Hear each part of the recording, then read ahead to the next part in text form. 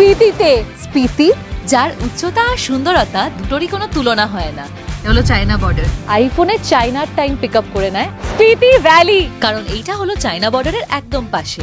ওহ क्या লাইফ है। তুই নাকামি মারিস না। আমি কি ঠিক দেখছি? ট্রাভেল ইউটিউবার, সানস্ক্রিন কিন্তু ক্যারি করবে। 500 বছর ধরে এরকম ভাবে বসে। তো ঠান্ডা লাগছে না? ওরা গায়ত্রী মন্ত্র পড়ছে। ভালো কাজ করে, ওদের কাজ দেখবে। কে বলা হয় দ্য কোল্ড ডেজার্ট। কেমন লাগছে আপনাদের স্পিতি ভ্যালি?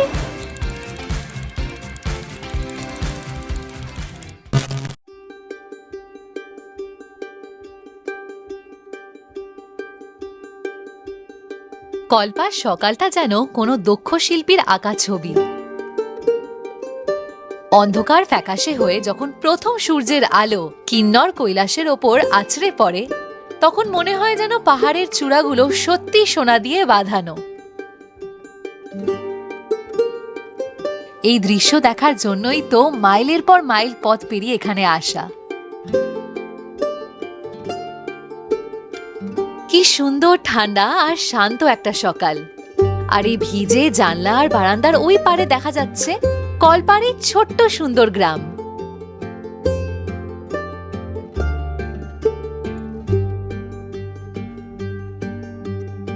আর এই ছোট্ট কলপার গ্রামকে ঘিরে দাঁড়িয়ে আছে বিশাল হিমালয় পর্বত, যাদের চূড়াগুলো বরফে ঢাকা।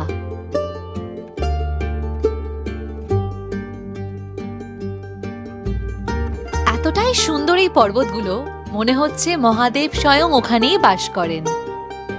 কলপার সকালটা এতটাই সুন্দর যে আপনাদেরকে না দেখিয়ে পারলাম না।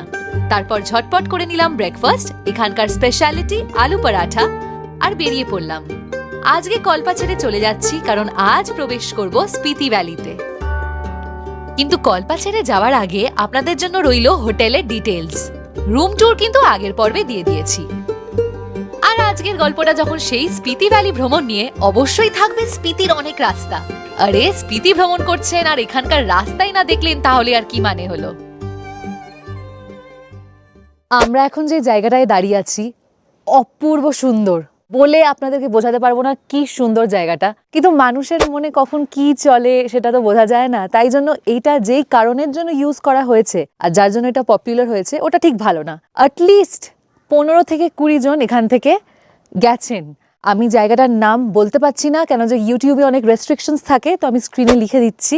কাশ জায়গাটার নাম অন্য কিছু হতো, কাশ ওই মানুষগুলো এখান থেকে ওইটা করতো না। আপনাদেরকে জায়গাটা দেখাচ্ছি। স্পিতি ভ্রমণের হতে পারে এটা এপিসোড 3, কিন্তু আজকে থেকেই প্রবেশ করছি আসল স্পিতি ভ্যালিতে।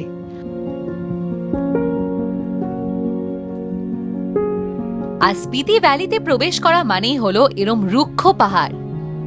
জায়গাটার নামটা হয়তো ভয়ঙ্কর, কিন্তু এখানকার দৃশ্যপট ঠিক তার উল্টো। ওই যে জায়গাটা যেটা আপনাদেরকে দেখালাম, যেখানে রেলিং দেয়া আছে, তো ভয়ঙ্কর ইয়েট খুব সুন্দর জায়গা। এই দিকটা দেখুন, কোনো গাছপালা নেই, পুরো পাথর। ওইটা তো আপনারা বুঝতেই পারছেন, ওইটা হলো পয়েন্টটা। আর যদি সামনে দেখেন, হালকা তবুও গাছপালা আছে পাহাড়গুলোতে, খুবই সুন্দর জায়গা। কিন্তু যেটা সব থেকে ভয়ঙ্কর, দেখুন একবার, তাও আপনাদেরকে কিন্তু পুরো নিচ পর্যন্ত দেখানো যাচ্ছে না। এখানে যতটা চোখে দেখা যাচ্ছে অতটাই, আরো নিচে যাচ্ছে। আর আমাদের হোমস্টে থেকে এইটা একদম কম টাইম লাগলো, গাড়ি করে 1 কিলোমিটার হবে, আমার মনে তো তাই হলো। এইদিকে জায়গাটা দেখুন, সকালে কি ভালো রোদ্দুর বেরিয়েছিল, কিন্তু এখন কিন্তু মেঘে ঢেকে যাচ্ছে। দেখুন ওপরটা পুরো মেঘে ঢাকা, খুব সুন্দর লাগছে। আর মেঘের জন্য কিন্তু একটু ঠান্ডাটাও বেড়েছে, না হলে সকালে রোদ্রে বেশ ভালো লাগছিল। আবার ফিরলাম কলপার গ্রামে। এখানে চলুন আপনাদেরকে একটা মন্দির দেখাই, আশীর্বাদ নিই, আর তারপরে কন্টিনিউ করি আমাদের আজকের জার্নি। এখন আমরা এসে গেছি একটা মন্দিরে, এখানকার মন্দির। এখানে টুপি পরে, ওদের হিমাচলি টুপি পরে ঢুকতে হবে। এই নে, বড়টা তোর মাথার জন্য। আগের দিন আমি একটা মন্দিরে গেছিলাম, কিন্তু রনিতের মাথায় টুপি ঢুকছিল না, এত বড় মাথা। আমিও পরে নি। আগের দিন এটা আবার কোমরেও একটা এরকম কাপড় বাঁধতে হয়েছিল, দেখেননি এপিসোডটা? আমি আবারও বলছি, প্লেলিস্ট করা আছে, গিয়ে দেখে নেবেন। চলুন ভেতরে যাওয়া যাক।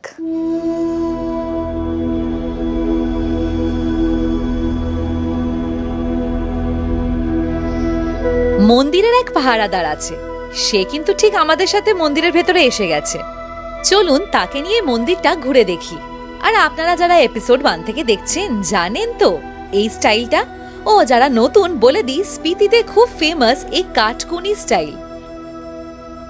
জায়গাটায় বসে আছি, এত সুন্দর মন্দিরটা।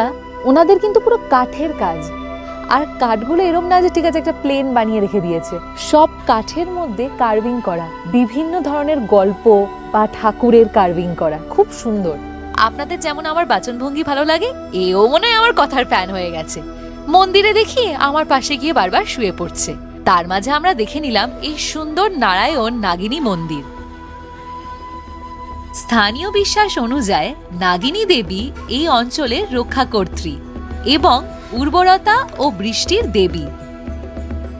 মহাভারত আমরা সবাই পড়েছি, আর লোককথা প্রচলিত আছে যে অজ্ঞাতবাসের সময় পাণ্ডবরা এই স্থানে এসে পুজো করেছিলেন।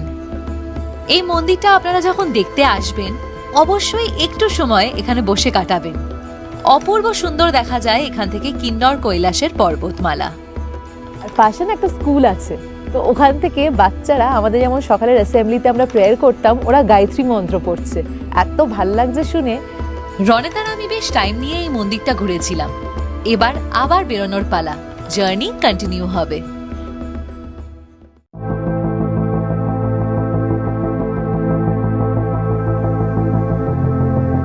দেখে নিন, কিন্তু ভালোভাবে দেখে নিন, আর যা গাছপালা দেখার দেখে নিন, কারণ এরপরে আমরা প্রবেশ করছি ঠান্ডা মরুভূমিতে। সাথে থাকুন আর আমাদের সাথে রাস্তাগুলোতে এগোতে থাকুন, তখন দেখতে পাবেন আরো বেশি নীল আকাশ।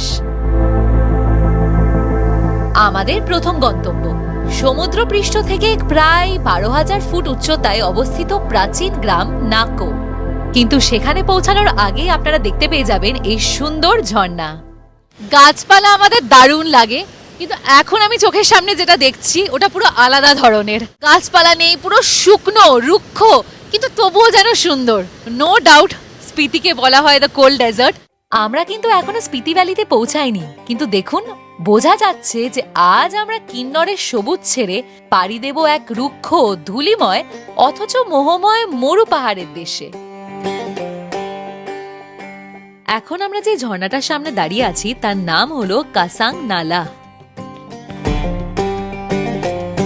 জানি না আপনারা ভিডিওতে কতটা বুঝতে পারছেন, কিন্তু এই ঝর্ণাটি অনেক উপর থেকে সজোরে নিচে পাথরের ওপরে পড়ে, যার ফলে এক ধরনের মায়াবী কুয়াশার সৃষ্টি হয়।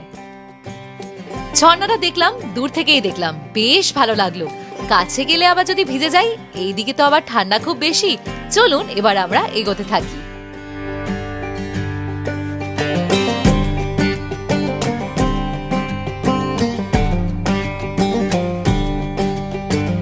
কলপাড় থেকে নাকোর দূরত্ব প্রায় 105 বা 119 কিলোমিটার মতন, আর এই রাস্তা দিয়ে সেখানে পৌঁছাতে সময় লাগে ওই 5 থেকে 6 ঘন্টা।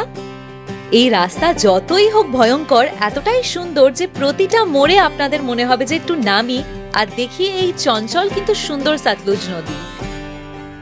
ওইদিকে যে পাহাড়গুলো দেখছেন ওখানে রাস্তা ছিল, এই দাদা আগে ওখান থেকে চালিয়ে নিয়ে গেছে 2006 সালে, কিন্তু এখন পুরো রাস্তা ভেঙে গেছে।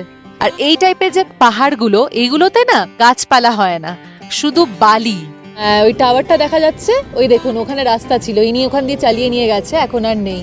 আচ্ছা, যারা স্পিতি এই এপিসোড থেকে দেখছেন বলে দিই, ইনি হলেন যোগীদা ট্যুর পিকার্স থেকে। এনার সাথেই আমরা করছি স্পিতি ভ্রমণ। ওই সামনে দেখুন ব্রিজ দেখা যাচ্ছে, আর একটু সামনে গেলে ভালোভাবে দেখতে পাবেন। অবশ্যই এখন যে ব্রিজটা দেখছেন এটা দিয়ে এখন গাড়ি যাতায়াত করে, কিন্তু তার আগে এই যে আপনাদের চোখের সামনে দেখতে পাচ্ছেন লোহার ব্রিজটা, আগে কিন্তু এই ব্রিজটা ইউজ করা হতো।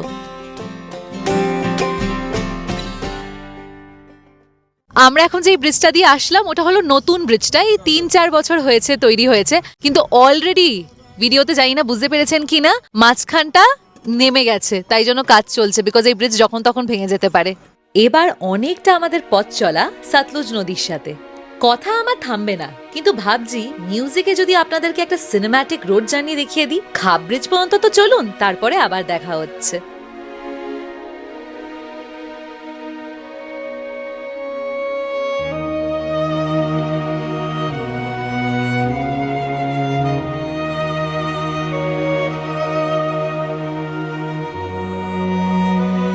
যে রাস্তাগুলো দিয়ে যাচ্ছি এখানে বৃষ্টি হয় না, পুরো শুকনো। আর তাই জন্য যখন আকাশের দিকে তাকাচ্ছি, আকাশ পুরো নীল, সুন্দর পরিষ্কার যে আকাশ হয় ওইরকম। এখানে ক্লাউড বার্স্ট হয়, যেটা হয়তো মাঝে সাঝে আমরা নিউজে শুনতে পেলাম, কিন্তু সারাক্ষণ এত রোদ্দুর থাকে তো ওইটা হতে থাকে। এই যে পাথরগুলো, এগুলো লুজ পাথর, তো যখন তখন পড়তে থাকে। এই যে আমরাও যে যাচ্ছি আমরা জানি না, হতেই পারে পড়লো রাত্রিবেলা, স্পেশালি একটু আগে দেখলাম রাস্তার উপরে পুরো পাথর পড়ে আছে, ওগুলো রাত্রিবেলা পড়েছে। তাই জন্য এই জায়গাতে খুব এক্সপিরিয়েন্স নিয়ে আর খুব কেয়ারফুলি ড্রাইভ করতে হয়। এই জার্নিতে মাঝে সাঝে দেখতে পাবেন এরম হিমাচলি গ্রাম, আবার মাঝে সাঝে মনে হবে আরে আমরা কি পৃথিবীতে নাকি চাঁদে চলে এলাম। বাহ, ফাইনালি খাব ব্রিজ দেখতে পাচ্ছি। আর আপনাদের জানিয়ে দিই, এর আগের মোড়টাতেই কিন্তু এমন এক রাস্তা আছে যেখান দিয়ে সোজা চলে গেলে আপনারা দেখতে পাবেন তিব্বতের এক গ্রাম। আর এই নতুন যে রুটটা খুলেছে, যেখান থেকে যদি আপনারা চান আপনারা ওখান থেকে টিবেটের গ্রাম দেখতে পাবেন, ওইটা জুনের অ্যারাউন্ড 10 তারিখ মতনই খুলেছে। তো একদমই নতুন, এখানকার মন্ত্রী ওটাকে নতুন করেছে। যেমন চিটকুলে আপনাদেরকে আগের এপিসোডে বললাম, যাদের ইচ্ছা যে দূর থেকে টিবেটের গ্রাম দেখবে আপনারা দেখতে পারেন, কিন্তু এটা মনে রাখবেন যে এক্সট্রা চার্জেস লাগবে এখানে যাওয়ার জন্য। এখন আমি যেই পয়েন্টটায় দাঁড়িয়ে আছি ওইটা হলো সতলুজ নদী আর স্পিতি নদীর সঙ্গম। আর যখন ব্রিজের ওই পার দিয়ে আসছে স্পিতি নদী, বুঝতেই পারছেন যেই আমরা ক্রস করব খাব ব্রিজ, আমরা চলে যাব স্পিতি ভ্যালির একদম এন্ট্রেন্সে। এইটা দেখছেন, এইটা হলো স্পিতি নদী, যেটা ওই দিক দিয়ে আসছে। আর এই দিকটায় এইটা হলো সতলুজ নদী, যেটা পাহাড়ের পিছন থেকে আসে। আর এইটাই হলো দুটো নদীর সঙ্গম। এই হলো সেই ফেমাস খাব ব্রিজ। ছোটখাটো একটা ব্রিজ, কিন্তু স্পিতি ভ্যালির এন্ট্রেন্স হওয়ার জন্য হয়ে গেছে আজ এটা এতটা পপুলার। খুব ভালোভাবেই বোঝা যায় যে এখান থেকেই হয় স্পিতি ভ্যালির এন্ট্রেন্স। ল্যান্ডস্কেপে পুরো চেঞ্জ, আকার দেখুন পাহাড়ের। অনেকেই ভাবে যে স্পিতি নদী আসছে কোথা থেকে। এই স্পিতি নদী কিন্তু আসছে তিব্বত থেকে। বলে বোঝানো সম্ভব না, কি দারুণ লাগছে। সত্যি আমার মনে হচ্ছে আমি পৃথিবীতে নেই, অন্য কোথাও। আপনারা অবশ্যই জানবেন না, কিন্তু আজ আপনাদের জানাই যে এই স্পিতি ভ্যালির ভ্রমণ হলো রনেতার আমার সেকেন্ড মোস্ট ফেভারিট ট্রিপ আজ পর্যন্ত। এবার আপনাদের রইল শুধু একটা কাজ, কমেন্টসে গেস করে জানানো যে রনেতার আমার তাহলে সব থেকে ফেভারিট ট্রিপ কোনটা। এখানেই লাঞ্চ হয়ে যাচ্ছে, রাস্তায় কিচ্ছু ছিল না, কিচ্ছু নাই। ফাইনালি এই সঙ্গমটায় একটা ক্যাফে আছে, অনেক কিছুই আছে অপশনস। আর জুসটা হলো ওদের একদম এখানকারই, ওদের লোকাল কোম্পানি, নিজেদেরই কোম্পানি। তো এখানে ফ্রিজে সবকটা রাখা আছে, যেটা পাবেন বা যেটা আপনার ইচ্ছা হবে নেওয়ার ওটা নিয়ে নেবেন, আমি দেখিয়ে দিচ্ছি। হিমাচল প্রদেশ বলে কথা, আমার সাজেশন রইল যে অ্যাপেল জুসটা খাবেন। আজকের লাঞ্চের বেস্ট পার্ট হলো আমরা বসে আছি সতলুজ নদী আর স্পিতি নদীর একদম সঙ্গমে। তো চলুন ঝটপট খেয়ে ফেলি এখানকার সিড্ডু। এই ভেজ যে সিড্ডুটা হয় এটার মধ্যে আখরোট দেয়, দেখুন বুঝতেই পারবেন আখরোটের এখানে দেখুন টুকরো টুকরো। তো এরমই একটা ঘ্যামা জায়গায় বসেছি, মানে সত্যি মনে হচ্ছে ও ক্যা লাইফ হ্যায়, দারুণ লাগছে। চলুন এটা খেয়ে দেখি অ্যাপেল জুসটা। ট্রাই কর। এখানে আমি তো রেকমেন্ড করবো যে অ্যাপেল নিন। চিকেন ফ্রাইড রাইস শেষ হয়ে গেছে, চিকেন সিড্ডুও শেষ হয়ে গেছে, এখন বাজে হলো 1:43। তো তাই জন্য আমরা এগ ফ্রাইড রাইস নিয়েছি, এমনি সিড্ডু নিয়েছি। আচ্ছা, যারা জানেন না, সিড্ডু হলো একটা হিমালয়ান স্পেশালিটি একটা খাবার, যেমন নর্থ বেঙ্গলে মোমো হয়, নেপালে মোমো হয়, তো এখানে ওদের হয় হলো সিড্ডু। লাঞ্চ করলাম শেষ, খাবার ছিল দারুণ। আর পাশে দেখলাম আরে ইনিও তো এনার লাঞ্চ করছেন। দুজনে পেট ভরিয়ে নিয়েছি টাপটুপ। আর এবার পালা গাড়িতে বসে শান্তিতে এই দুর্দান্ত ভিউ এনজয় করতে করতে পৌঁছে যাব নিজেদের গন্তব্যে। আর আপনারা যারা এই বছর স্পিতি ভ্রমণ প্ল্যান করবেন, বলে রাখি অবশ্যই ক্যারি করবেন সানস্ক্রিন আর একটা ভালো ইউভি প্রোটেকশনের সানগ্লাস।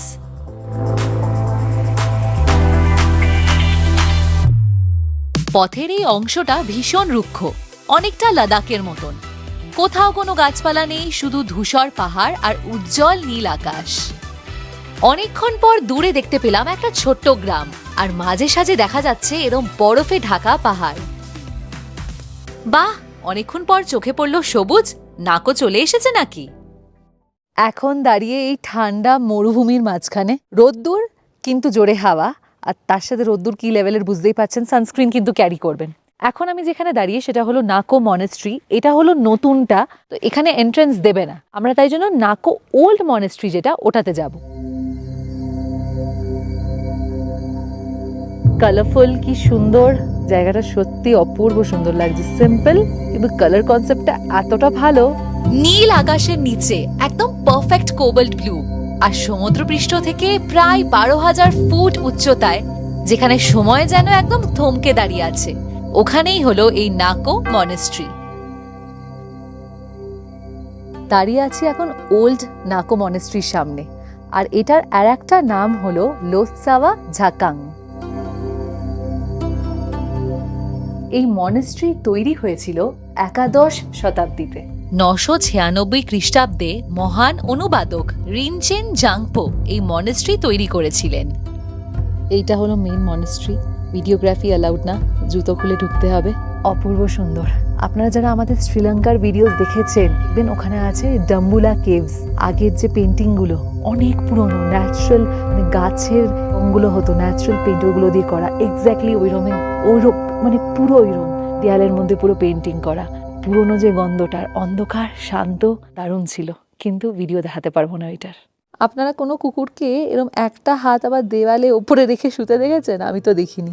হয়তো স্পিতিতে কুকুররা এরম করে। যাই হোক, মনেস্ট্রি দেখা হলো, এবার চলুন নাকো গ্রামটা ঘুরে দেখি, আর নাকো লেকটাও দেখবো তো।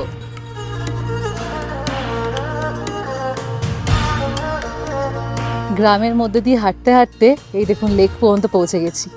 ও সামনে যাইনি, তাতেই কি দারুণ লাগছে, পুরো নীল রং। কালার গ্রেডিং আর লাগবে না, এতটাই নীল। ওয়াও, কি দারুণ। নাকো লেকের সামনে পৌঁছায়নি, তাতেই এত এক্সাইটমেন্ট। বুঝতে পারছেন তাহলে সামনে থেকে কতটা সুন্দর লেগেছিল আমার এই লেকটা। আর এই লেকটাকে চারিদিক দিয়ে ঘিরে রেখেছে এই বিশাল হিমালয় পর্বত। কি দারুণ সুন্দর। এবারে সত্যি কথা বলছি, আমি কোনো জায়গায় আসার আগে, আমি জানি এখানে আমাদের ট্রিপ ফাইনাল হয়েছে, আমি কারোর ভিডিও বা কারোর ফটোস চেক করি না, বিকজ আমি কোনো এক্সপেকটেশনই চাই না, আমি চাই নিজে গিয়ে দেখতে। তো আমি জানতাম না, আমি ভেবেছি একটা ছোটখাটো পন্ড হবে মনেস্ট্রির পাশে। এত বড় আর এত সুন্দর একটা নীল রঙের যে লেক হবে, আমার কোনো আইডিয়া ছিল না।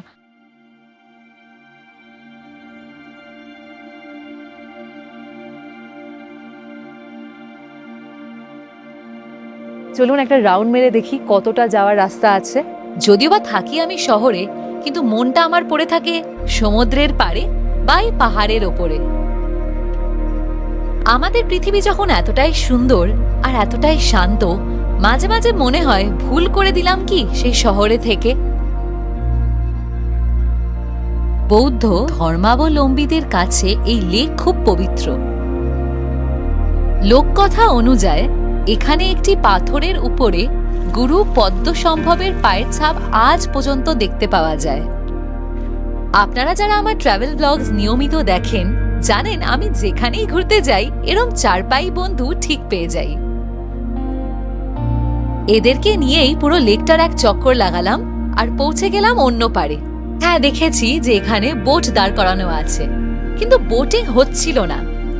আমরা এই নতুন পার থেকে দেখলাম পুরো নাকো লেককে, দিয়ে আবার হাঁটা শুরু করলাম গ্রামের দিকে।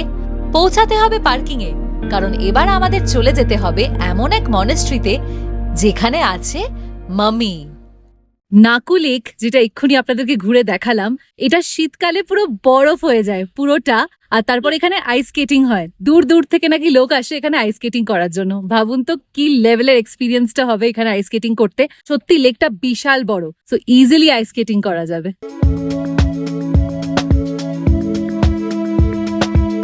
আবার সেই অনেকটা পথ চলা।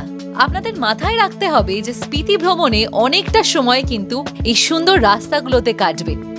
তাই জন্য অবশ্যই নিজেদের কাছে রেডি রাখবেন দারুণ দারুণ গানের প্লেলিস্ট, স্পেশালি যেগুলো রোড জার্নির জন্য, আর এনজয় করবেন এই অপূর্ব অদ্ভুত প্রাকৃতিক সৌন্দর্য।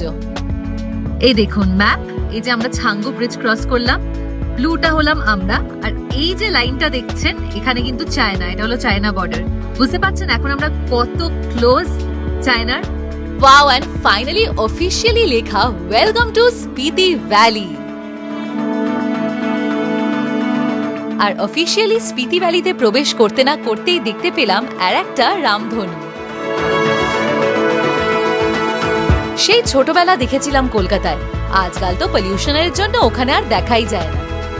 পথে এগোনোর সময় পাশে দেখতে পাবেন স্পিতি নদী, যেটা যে কালচে রং হয়ে যায় তখন সবাই এটাকে ডাকা শুরু করে কালা নদী।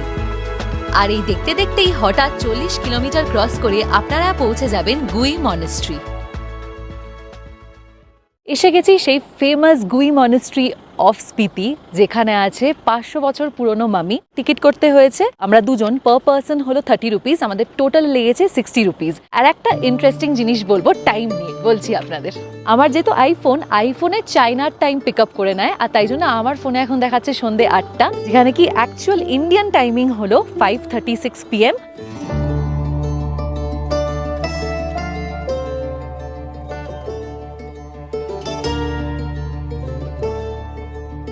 ভারত তিব্বত সীমান্তে ঠিক গা ঘেঁষে দাঁড়িয়ে থাকা এক একাকী গ্রাম গিউ। অপূর্ব সুন্দর, বড়, দূর থেকে তখন দেখা যাচ্ছিল, একদম ঝলমল করছিল, কি সুন্দর। মেন মনেস্ট্রির পাশে যে এই রুমটা, এখানেই আছে মামি, তো ভেতরে যাওয়া যাক, দেখি। আর এই গ্রামের এই কাচের ঘরে এমন এক রহস্য লুকিয়ে আছে যে আধুনিক বিজ্ঞানেও হার মানায়। মামিটা যে আলাদা রুমে রাখা, ভেতরে ঢোকার জন্য জুতো খুলতে হবে, কিন্তু এতটাই সামনে রাখা যে দেখা যাচ্ছে, লেখা আছে দেখা হয়ে যাওয়ার পর দরজাটা বন্ধ করে দিতে। আপনারা অবশ্যই এক্ষুনি মামি দেখলেন, কিন্তু আপনারা কি এটা জানেন যে 500 বছর ধরে ধ্যানমগ্ন অবস্থায় আছেন এইটা এক বৌদ্ধ সন্ন্যাসী? কি ইন্ট্রিকেট ডিটেলস, বাহ, দারুণ। মনেস্ট্রির সামনে যদি এরম ভিউ হয়, দুর্দান্ত। মনেস্ট্রির ভেতরে অবশ্যই যাবেন, খুবই রঙিন আর সুন্দর এই মনেস্ট্রি।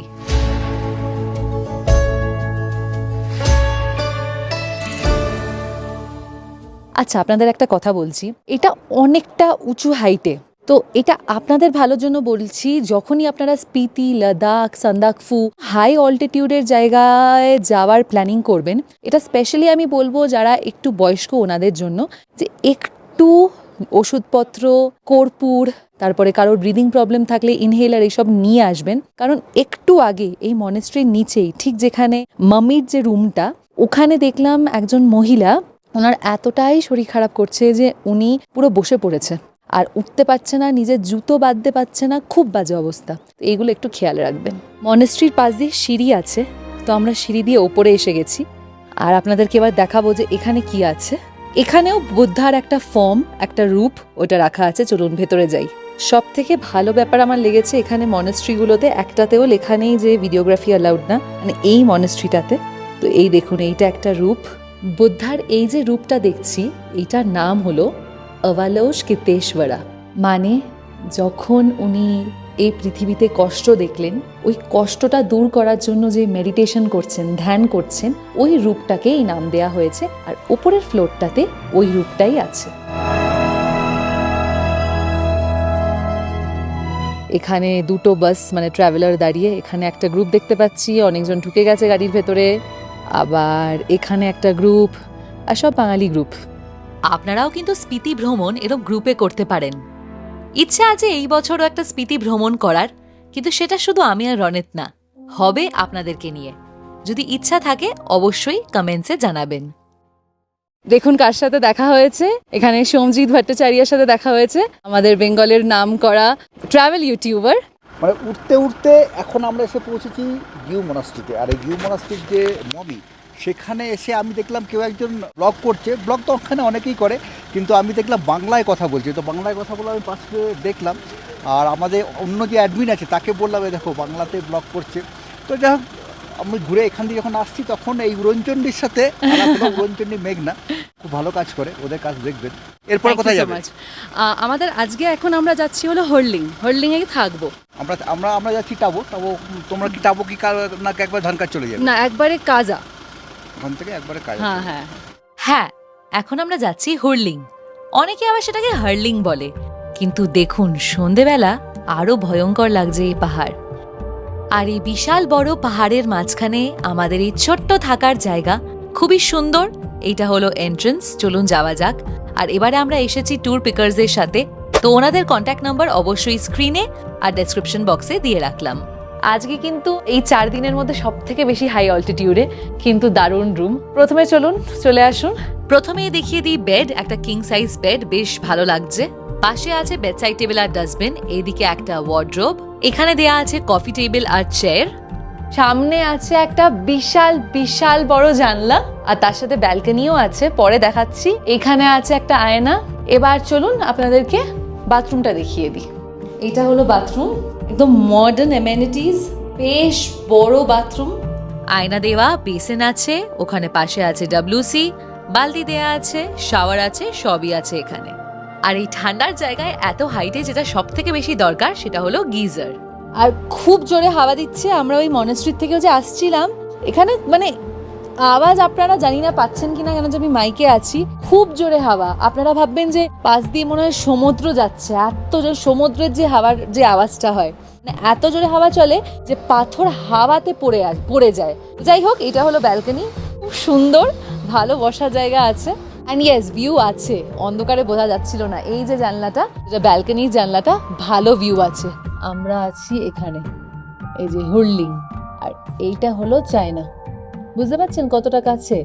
আর এই যে জায়গাটা দেখছেন, এই যে সুমদো, এখানে আমাদের আর্মি আছে, বর্ডার ফোর্স, যেটা কেন যে চায়না এতটা কাছে বলে। আর তাছাড়া যেটা সকালে একটা এরিয়া বলেছিলাম, যেটা নতুন খুলেছে, এইটা শিপকিলা, যেটা হলো 32 কিলোমিটার। আমরা এই পথটায় চলে গেলাম, আর ওইটা হলো এই পথটায় 32 কিলোমিটার গিয়ে এখান থেকে আপনি চায়নার গ্রাম দেখতে পারবেন। এটা নতুন করেছে, বাট এক্সট্রা চার্জেস অ্যাপ্লিকেবল।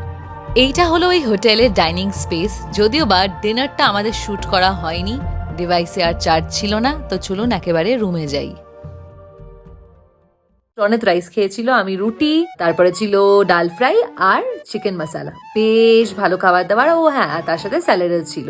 এখন তাহলে ব্লগটাকে এন্ড করছি, দেখা হবে পরের এপিসোডে। বাই।